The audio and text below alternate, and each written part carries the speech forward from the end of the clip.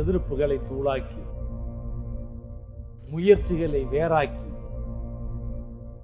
திரையுலகில் ஆலமரம் ஆனாய் எங்கள் இதயமெல்லாம் இனிக்கிறது தேனாய். நம்பவே முடியல சார். தமிழ்நாடு வந்து குமிச்சுட்டாங்க சார். ஒவ்வொரு ஊருக்கு என்ன சிறப்பு அதில் வந்துட்டான். பொய்கால் குதிரை, வாடிப்பட்டு கொட்டு, அது இதுன்னு போட்டு இந்த ராஜாபாதத்துவே திருவிழாவாங்கிற மாதிரி ஆயிடுச்சு சார். அது அல்ல கூட்டம், இதுதான் கூட்டம் சார். நான் ஒரு வைராக்கியமானவன். தவறு செஞ்சா யார் காலில் வேணும்னாலும் மன்னிப்பு கேட்கலாம் சார். என்னை வெளியேற்றணும்னு வெளியேற்றியாச்சு. நான் அவர் கூப்பிட்டா வருவேன், கூப்பிடலை. ஆனால் சில பேர் சுற்றி இருக்கவங்க கூப்பிட விடலை அப்படின்னாங்க. அதே மாதிரி கெட்டவன் எல்லா மதங்களையும் இருக்கான். அப்போ என்ன பண்ணிட்டாங்கன்னா, ஒரு இஸ்லாமிய தீவிரவாதிகள் ஒரு அமைப்பு அவங்க போராடுறாங்க. அந்த அமைப்புங்கும் போது அப்பெல்லாம் யாரும் தப்பா நினைக்கணும். ஒரு இஸ்லாமியருக்கு எதிரான அது சமீப காலங்களில் அது பெருசாயிடும் அந்த பார்வை. அதுக்கு காரணம்னா கிட்டத்தட்ட ஒரு 2 நடிகர்கள் கொடுக்குறாங்க. விஜயகாந்துக்கு 10 விபூஷன் கொடுக்குறாரு, அவர் 10 விபூஷன் கொடுத்துருக்காரு. நீங்க எல்லா வகையிலையுமே இடம் போடுங்க, விஜயகாந்தை விட ஒரு பெஸ்டா. நான் சிறப்பு குறை சொல்லலை. எத்தனையோ பேர் போனாங்க, எத்தனையோ பேர் இன்டர்வியூ கொடுத்தாங்க, வச்சாங்க. அதில் எத்தனை இன்டர்வியூ உண்மையான இன்டர்வியூன்னு எனக்கு தெரியும். ஆனால் அவங்க போய் கண்ணீர் சிந்தறவங்க, அழுதவங்களுக்கு யாருக்கும் குறைஞ்ச அளவுக்கு உண்டான பாசம் யாக்கத்தலைக்கான மிஞ்சின பாசம் இல்லை. இறப்பு கேள்விப்பட்டதுலுமே அன்னைக்கு மட்டும் 4 பேர் ஹாஸ்பிட்டல் போயிட்டேன். பிபி ஏறி அங்கே போய் அவரை பார்த்தா ஏதோ ஒன்று ஆயிடுவோமோ என் மனசு பயம் ஆயிடுச்சு. இன்றைக்கும் என்றைக்கும் நீ எங்கள் நெஞ்சத்தில். இன்னைக்கு அவங்க விஜயகாந்தோட நினைவிடத்துல அந்த ராஜாபாதருடைய பழக்கம் இன்னைக்கு அன்னதானம் போடுறாங்க. நான் இப்போ கூட போய் பார்த்தேன். அவ்வளவு பேருக்கு அன்னதானம் போடுறாங்க. மாவட்ட நிர்வாகம், ரசிகர்கள், அவருடைய நண்பர்கள் எல்லாம் சேர்ந்து அவருடைய அந்த பழக்கம் அது இறந்த பின்னாலும் கூட அது தொடருது. இல்லை, அவர் எப்பயுமே சொல்றது தான் சார். முத ஒரு பிறந்த நாள் கொண்டாடலான்னு முடிவு பண்ணோம். ராவுத்தர் நானும் பேசணும். அவர் ஒத்துக்க மாட்டேன்ட்டார் விஜயகாந்த். அதெல்லாம் வேணாம்டா, எல்லாருமே நம்ம ரசிகர்கள்லாம் சாதாரணமானவனுங்க, செலவழித்து சிரமப்பட வேணான்றதுக்கு மதுரையில் பண்ணலாமா ஒருத்தர் சொன்னார். அப்போ நான் முடியாதமாக சென்னையில் பண்ணணும். சென்னை தான் தலைநகரம். சென்னையில் வர ரசிகர் கூட்டத்தை பார்க்கும்போது இங்கே தான் எல்லா அரசியல்வாதிகளும் அது பார்ப்பாங்க அப்படின்னு சொல்லி ஒரு கண்டிஷனில் ஒத்துக்கிட்டார். என் பிறந்த நாளை ஏழைகளுக்கு உதவுகிற நாளாக கொண்டாடுறதா இருந்தால் அப்படிங்கிற மாதிரி போட்டு அறிக்கை விட்டான், வச்சோம். அது ஒன்று ஓகே சொல்லிட்டார். போஸ்ட் அடித்தா ஓட்டினோம். முத ஒரு போஸ்ட்டு ஃபஸ்ட்டு பிறந்த நாளுக்கு நான் அடித்த போஸ்ட்டு, எதிர்ப்புகளை தூளாக்கி முயற்சிகளை வேறாக்கி திரையுலகில் ஆலமரம் ஆனாய் எங்கள் இதயமெல்லாம் இனிக்கிறது தேனாய். இதுதான் அவருக்கு ஃபஸ்ட்டு பிறந்த நாள் போஸ்ட்டு நான் அடித்து ஓட்டினது. நம்பவே முடியலை சார். தமிழ்நாடு ஃபுல்லாக குமிச்சிட்டாங்க சார்.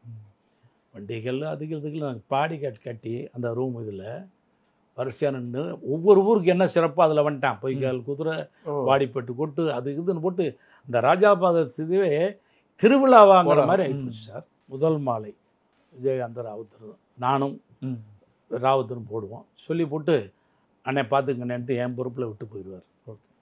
அன்னைக்கு முழுவதும் அவர் கூட நான் தான் இருப்பேன். அந்த மாலைகள்லாம் வாங்கிட்டு அதுக்கப்புறம் எம்ஜிஆர் ஸ்கூலில் போய் சாப்பாடு போட்டு டொனேஷன் கொடுத்துட்டு இந்த லிட்டில் ஃப்ளவர் கான்வெண்ட் கொடுத்துட்டு, அது ஒரு நல்ல பழக்கம். ஆமாம், 4-5 மணிக்கு மீட்டிங் வைப்போம். வந்தவங்க மீட்டிங்கில் நான் பேசுவேன், அவர் பேசுவேன். அதுக்கப்புறம் அந்த மீட்டிங் முடிஞ்சு இப்படி ஒரு அந்நியோனியம் இதனால தான் ஏற்பட்டது. அதுக்கப்புறம் சிலோன் பிரச்சனையில் என் பிறந்தநாள் இன்னைக்கு கொண்டாட வேண்டாம் அப்படின்ட்டு சொன்னார். இந்த பிறந்த நாளில் விஜயகாந்த் சந்தித்ததில் அவன் எவ்வளோ ஹாப்பியாக போவான். சலிக்காமல் நிற்பார் சார். மிஷின் கூட ஒரு சமயத்தில் அதுவாக நின்றுடும், இவர் நிற்க மாட்டார், சலிக்காமல் நிற்பார். அதுகளெல்லாம் ராவுத்தருன்னா நீங்கள் பார்த்துக்குங்க. அப்படிங்கும்போது இந்த ஒரு வார்த்தையில் எவ்வளோ விஷயங்கள் அடங்கிருச்சு சார். அப்படிங்கும்போது நான் எப்படி அவர் சொல்கிறத நான் கேட்க தானே செய்வேன். விஜயகாந்த் அவர் சொன்னது அவருக்காக விட்டேன்னா நான் வருத்தமே பட்டதில்லை. அவர் கடைசி காலத்தில் ரொம்ப உடல்நல கொண்டிருந்தார். நிறைய பிரச்சனைகள் மருத்துவ ரீதியாக அவருக்கு நிறைய நினைவு இல்லை, நண்பர்களை தெரியல, உட்கார முடியல, அப்படிலாம் நிறைய இருந்தது. அப்போல்லாம் உங்களுக்கு போய் பார்க்கணுன்னு தோணலையா சார்? நான் ஒரு வைராக்கியமானவன் சார். என் வயதில் இது நான் பெருமைக்காக சொல்லலை. தவறு செஞ்சால் யார் காலில் வேணும்னாலும் மன்னிப்பு கேட்கலாம் சார். என்னை வெளியேற்றணும்னு வெளியேற்றியாச்சு. நான் அவர் கூப்பிட்டா வருவேன்னு. அவரை கூப்பிடலை. ஆனால் சில பேர் சுற்றி இருக்கிறதும் கூப்பிட விடலை அப்படின்னாங்க. ஆனால் ஒரு பெரிய தலைவனுக்கு உண்டான ஒரு தகுதி என்ன சார்? தான் முடிவெடுக்கணும். 4 பேர் சொன்னால் கூட எது நல்லதுன்னு சொல்லி முடிவெடுக்கணும். எம்ஜிஆர் முடிவெடுக்கலையா? எம்ஜிஆரை விட்டு வந்து திருநாவுக்கரசு கட்சி ஆரம்பித்து போனார். என்னை விட்டு போன தோற்று ஒன்றும் இல்லாமல் போயிட்டியான்னு சந்தோஷப்பட்டாரா? இதுக்கு முன்னால் எனக்கு எவ்வளோ உழைச்சிருக்க? காளிமுத்து எவ்வளோ திட்டினார்? எனக்கு முன்னே உழைச்சிருக்கவா?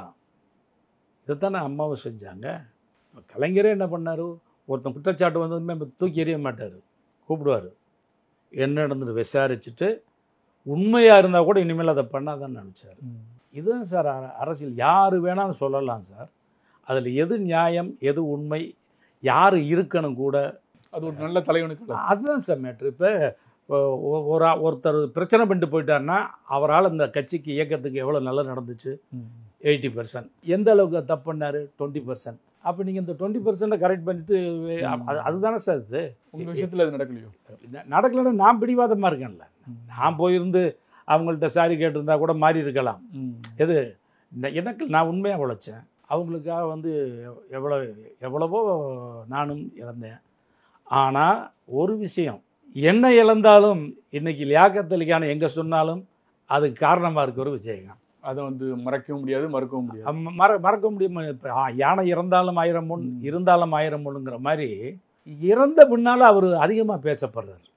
எங்கெல்லாம் விஜயகாந்த் பேசப்படுவாரோ அங்கெல்லாம் லியாக்கத் அலிகான் பேசப்படுறார். அவர் இறப்பு போனீங்களா சார்? எப்படி இருந்து உங்கள் மனநிலை? அஞ்சலி செலுத்த போனீங்களா? இறப்புக்கு போகல சார். ஏன்? அது வந்து ஒரு உயிர் நண்பன் ஒரு இவ்வளவு பார்க்க இல்லை சார். அது இறப்பு கேள்விப்பட்டதுலையுமே அன்னைக்கு மட்டும் 4 தடவை ஹாஸ்பிட்டலுக்கு போயிட்டேன் சார். பிபி ஏறி அங்கே போய் அவரை பார்த்தா ஏதோ ஒன்று ஆயிடுவோமோ அப்படிங்கிற மாதிரி என் மனசில் ஒரு பயம் ஆயிடுச்சு. வீட்டில் ஹாலில் ஒரு டிவியில் பார்க்குறாங்க இறுதி ஊர்வலத்தை. நான் வந்து டிவி ரூமுக்குள்ளேருந்து கூட போடாமல் தனியாக உட்காந்துருக்கேன். அதை பார்க்க முடியல என்னால். உங்கள் மனநிலை அந்த டோரை யாராவது திறந்தா கூட அதை ஏன் திறக்கிறீங்கன்னு சத்தம் போடுவேன், ஏன்னா அந்த சவுண்டு கேட்குதுன்னு சொல்லி. அப்படி ஒரு 2-3 நாளாக ஹாஸ்பிட்டலுக்கு போயிட்டே இருந்தேன். என் கூட வந்த சகோதரர் சின்ன, அவருக்கே தெரியும், நிறைய பேருக்கு வாங்க போகலான்னு. ஆனால் சில நாட்கள் கழித்து போய் அந்த இது பண்ணிட்டு வந்தோம் சார். போய் வீட்டுக்கு போனீங்களா? நினைவிடத்துக்கு போனீங்களா? நினைவிடத்துக்கு போனேன் சார். சார் வந்து ஒரு படத்தில் நான் டைலாக் எழுதியிருந்தேன். தாய்மொழிங்கிற படத்தில் சரத்குமார் பேசுகிற மாதிரி, சரத்குமார் ரவுடி மாதிரி இருந்துட்டு வச்சுட்டு திருந்தி ஜெமினி கணேசன் கட்டுமுறை ஓட்டுவார், நானும் உங்கள் கூட வர்றேன், நல்லா பிழைக்கலான்ட்டு வரேன் அப்படிங்கும்போது சரின்ட்டு கூப்பிடுவார்.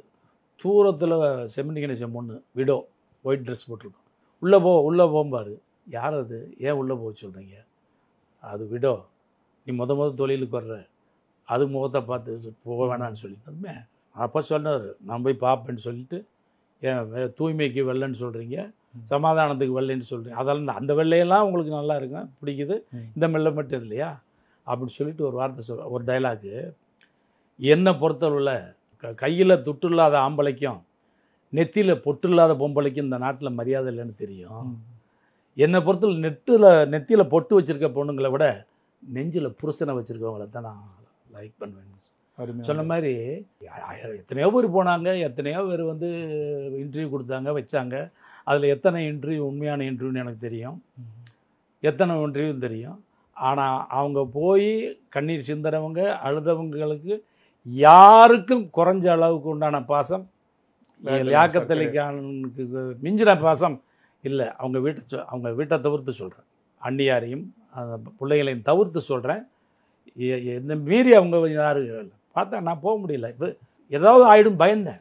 உங்களுக்கு வந்து அந்த அளவுக்கு உணர்ச்சி? நிச்சயமாக பயம். அவருக்கு மத்திய அரசு வந்து பத்மபூஷன் விருது அறிவிச்சு, அந்த மாதிரி சமயத்தில் நீங்கள் எப்போ ஃபீல் பண்ணீங்க? எனக்கு அவருக்கு பத்மபூஷன் பிடிக்கல சார். ஏன்? உங்களுக்கு அது ஒரு மிகப்பெரிய ஒரு விருது, மத்திய அரசு வந்து அவருக்கு ஒரு அங்கீகாரம்னு சொல்லி கொடுத்துருக்கு. நிறைய அவங்க குடும்பத்தில் வரவேற்றாங்க, ரசிகர்கள் தொண்டர்கள் தேமுதிகவினை கொண்டாடினாங்க. சரியான நேரத்தில் சரியான விருதுன்னு. உங்களுக்கு ஏன் பிடிக்கல?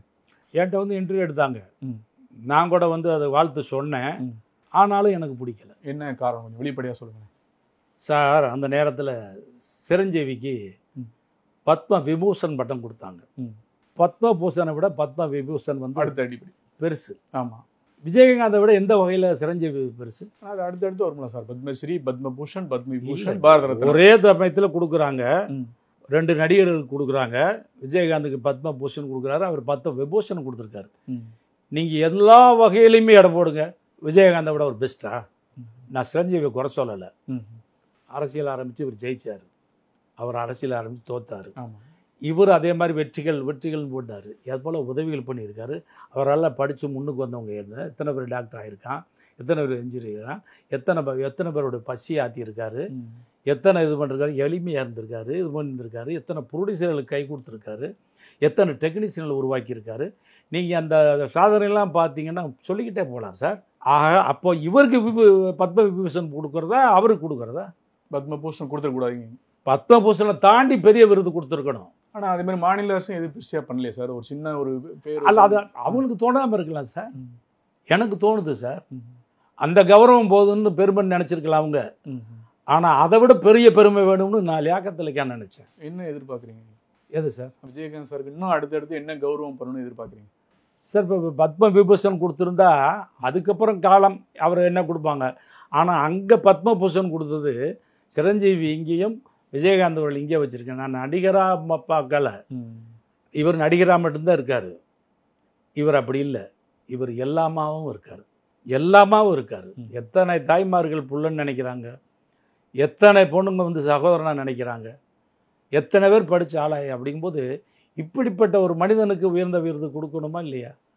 இப்போ சிரஞ்சீவிக்கு மட்டும் கொடுக்காம இவருக்கு மட்டும் பத்மபூஷன் கொடுத்துருந்தா கூட எனக்கு தோணியிருக்காது கௌரவப்படுத்திட்டு இருக்கான்னு. அவருக்கு கொடுத்துட்டு இவருக்கு போது என்னால் அதை ஜீரணிக்க முடியல. அரசியல் இருக்குன்னு நினைக்கிறீங்களா? இருக்கலாம், அரசியல் இருக்கலாம். ஆனால் இவருக்கு கொடுத்தது வந்து பத்மபூஷன் வாங்கினது கௌரவம் தான். ஆனால் என்னால் ஏற்றுக்க முடியல. சிரஞ்சீவி விட பெரிய ஒரு விருது கொடுத்துருக்கணும் அப்படின்னு நினச்சிருக்கீங்க. நண்பரா நீங்கள் வந்து உங்கள் உணர்வு சொல்லுதீங்க. இது நிச்சயமான உணர்வு சார். சார் இப்போவும் நான் அந்த கட்சியில் இல்லை, அது ஒரு வருஷத்துக்கு முன்னால் பிரிஞ்சு போயிட்டேன், திரும்பி போகல. என்ன இருந்தாலும் அந்த விஜயகாந்த் அவருக்கு மேலே வச்சுருந்த அந்த நட்பும் அன்பும் பாசமும் எனக்கு கூடிக்கிட்டு தான் இருக்க ஒழிய குறையலை, குறையவும் குறையாது. இப்போ நிறைய சோசியல் மீடியாவுடைய ஆதிக்கத்தில் வந்து சில வார்த்தைகள் இல்லைன்னா சில விமர்சனங்கள் என்ன வருதுன்னா, விஜயகாந்த் படங்களில், அந்த பழைய படங்களில், நிறைய படங்களில் வில்லனாக வந்து இஸ்லாமிய சமூகத்தை வந்து சித்தரிச்சிருக்காரு. அவர் படம் அப்படின்னாலே இஸ்லாமியர்கள் தான் வந்து தீவிரவாதிகள் காமிச்சாரு அப்படின்னு ஒரு விமர்சனம் வைக்கப்படுது. ஆனால் அவருக்கு கூட வந்து ஒரு வலதுகை இடதுகை ஒரு ஓய்வு உடல் மாதிரி நீங்கள் வந்து லியாகத் அலி கானும் இப்ராஹிம் ராயத்தர் வந்து இஸ்லாமிய சமூகத்தை சேர்ந்தவங்க எந்திரிக்கீங்க. இந்த மாதிரி ஒரு மனநலவில் விஜயகாந்த் ஏதாவது நினைச்சாரா? எப்படி அந்த மாதிரி காட்சிகள் உருவானது? இல்லை, உண்மையிலே சார் விஜயகாந்த் இஸ்லாமியர்கள் நேசிக்கக்கூடியவர், ரொம்ப நேசிப்பார். பின்ன ஏன் வில்லன்கள் அப்படி இருந்தது? அவரோட லைஃப்பில் வந்து அவருடைய முன்னேற்றங்களோ அவருடைய பயணத்திலேயே முஸ்லீம்களோட பங்கு இருக்குது. ஒரு நீண்ட காலமாக 786ங்கிற மோதிரம் போட்டிருந்தார் கையில். எல்லா படத்துலையும் அந்த பெரிய ஸ்க்ரீனில் பார்த்தா தெரியும். ஒன்று டைரக்டர்லாம் சொல்லியிருக்காங்க, இந்த இதில் நீங்கள் எந்த கேரக்டர் நடிக்கிறீங்க, இந்த 786 மோதிரம் போட்டிருக்கீங்க தெரியாதான்னு. கட்ட மாட்டார், அப்படிலாம் இருக்கிறவர். அவர் நடித்த காலகட்டங்களெல்லாம் இந்த மதவெறி அரசியல்லாம் இல்லை, இந்த உணர்வு இந்த மாதிரி சர்ச்சை கிடையாது, இந்த மாதிரி சர்ச்சைகள் இல்லை, மதவெறி உணர்ச்சி இல்லை சார். எந்த இனத்தில், எந்த ஜாதியில், எந்த மதத்தில் தப்பானவன் இல்லை, எல்லாத்துலேயும் இருக்கான் சார். எல்லா மதத்துலேயும் இருக்கான், ஜாதியிலும், எல்லா கட்சியிலையும் இருக்கான். கற்பழிக்கிறவன் அங்கேயும் இருக்கான், அந்த கட்சியிலையும் இருக்கான். திருடுறவன் அங்கேயும் இருக்கான், இங்கேயும் இருக்கான். ஏமாத்துறவன் இங்கேயும் இருக்கான், அங்கேயும் இருக்கான். அதே மாதிரி கெட்டவன் எல்லா மதங்கள்லையும் இருக்கான். அப்போ என்ன பண்ணிட்டாங்கன்னா, ஒரு இஸ்லாமிய தீவிரவாதிகள்னு அங்கே ஒரு அமைப்பு, அவங்க போராடுறாங்க. அந்த அமைப்புங்கும்போது அப்போல்லாம் யாரும் தப்பாக நினைக்கல, இவர் இஸ்லாமியருக்கு எதிரான. அது வந்து சமீப காலங்களில் அது பெருசாகிடுச்சு அந்த பார்வை. அதுக்கு காரணம்னா கிட்டத்தட்ட ஒரு 10-12 வருஷத்துக்கு அப்புறம் இது உருவாயிடுச்சு. முந்தையெல்லாம் உள்ள இப்போ விஜய் நடித்தார் துப்பாக்கி கூட ஒரு படத்தில், துப்பாக்கி வந்ததுமே அம்மா கூப்பிட்டு வந்து அந்த படத்தை வந்து இஸ்லாமிய அமைப்புக்கெல்லாம் போர்க்கொடி தூக்குனாங்க. ஆனால் வந்து விஜயகாந்த் நடிக்கும்போது போர்க்கொடி தூக்கலை. இப்போ சொல்கிறாங்க, எனக்கே வந்து ஒரு லெட்டர்லாம் வந்திருக்கு, இஸ்லாமியருக்கு எதிராகலாம் படம் இருக்குதுன்னா. அப்போ நான் இப்போ அவருக்கு அந்த நம்பரில் ஃபோனில் பேசினேன். அவர் எப்போ எடுத்தார்? என்றைக்கோ எடுத்தார், இன்றைக்கி எடுக்கிறாரா? அதை தான் பேசணும். இன்றைக்கி யார் பண்ணுறா அந்த மதவெறி அரசியல்? நீங்கள் அவங்கள குறை சொல்லுங்க. அதுதானே சார். உண்மையிலே அந்த காலத்துல இஸ்லாமியர்கள் நட்பு எப்படி இருந்தது? ரசிகர் மன்றம் வெளியூர் போகிற போதெல்லாம் எப்படி இருந்தது சார் அவங்களுக்கு? எல்லா இதுலையுமே நேசிக்கக்கூடியவர் இஸ்லாமியர்கள். அது அந்த கட்சி ஆரம்பிக்கிறதுக்கு முன்னாடிலாம் நிறைய தலித் இளைஞர்கள், வன்னிய இளைஞர்கள்லாம் இவர் கட்சி ஆரம்பிக்கிறதுக்கு முன்னாலே மன்றமாக இருக்கும்போதே கட்சி போட்ட கொடி, கரை போட்ட வேஷ்டி, கட்சி கொடி கொடுத்தாச்சு. அதனால் இஸ்லாமியர்கள், வன்னியர்கள், தேவர் எல்லா இளைஞர்களுமே இவர் பின்னால் அப்படிங்கிற அளவுக்கு ஒரு சூழ்நிலை உருவாச்சு சார். திருச்சி பக்கத்தில் முசிறிக்கு ஒரு மண்டம் திறந்து வைக்க போனேன் கட்சி ஆரம்பிக்கிறதுக்கு முன்னால். திருச்சியில் தங்கியிருக்கேன். நீங்கள் நம்ப மாட்டீங்க, 60 காரில் என் முன்னால் 60 கார் ஆடி போயிட்டேன். என்னடா 60 காரா அப்படின்ட்டு. அப்போவே வந்து எப்படி இயங்குறாங்க பாருங்க மண்டத்து பசங்க. முசிறியில் கொடியேற்றி வைக்க சொன்னாங்க. அங்கேருந்து 2 கிலோமீட்டர் தான் கூட்டம். நான் கொடியேற்றி வச்சேன். பேசுங்கன்னாங்க. நாங்கள் பேச போகிறோம்ல, அங்கே வந்து கேளுங்கன்னு. ஒரு 3 வார்த்தையாவது பேசிட்டு போங்கன்னாங்க. 3 வார்த்தை பேசினேன். ஒரு இயக்குனராக இல்லை, ஒரு வசனகர்த்தாவாக இல்லை, விஜயகாந்த் அவர்களின் நண்பனாக வந்ததுக்கே இந்த முசிறி இவ்வளோ அல்லோகலப்படுதேன்னு ஒரே கைதட்டல் சார். இந்த முசிறிக்கு லியாக்கத்தலிக்கான்னு வரும்போது எப்படின்னா, இந்த முசிறிக்கு விஜயகாந்த் அவர்கள் வந்தால் எப்படி இருக்கும்னா உன்னமோன்னானுங்க. இந்த முசிறிக்கு விஜயகாந்த் அவர்கள் முதலமைச்சராக வந்தா அப்படின்னா முசிறி ஆடி போச்சு சார். அந்த பாசம் அதில் இல்லை, அப்படி இயங்குச்சு சார் மன்றம். அப்படி இயங்குச்சு, அப்படி உருவாக்குனது எல்லாம் நடந்தது. சில வியூகங்கள் தப்பு ஆயிடுச்சு. சத்தியமாக அவர் முதலமைச்சராக பார்க்கணுன்னு நாங்கள் நினச்சோம். முதலமைச்சர் ஆயிடுவாருன்னு உறுதியாக நம்பினோம். தேமுதிக வீழ்ச்சிக்கு அப்புறம் என்னதான் காரணம்? உங்கள் பார்வையில் ஒரு 2-3 பாயிண்டாக என்ன சொல்லுங்கள்?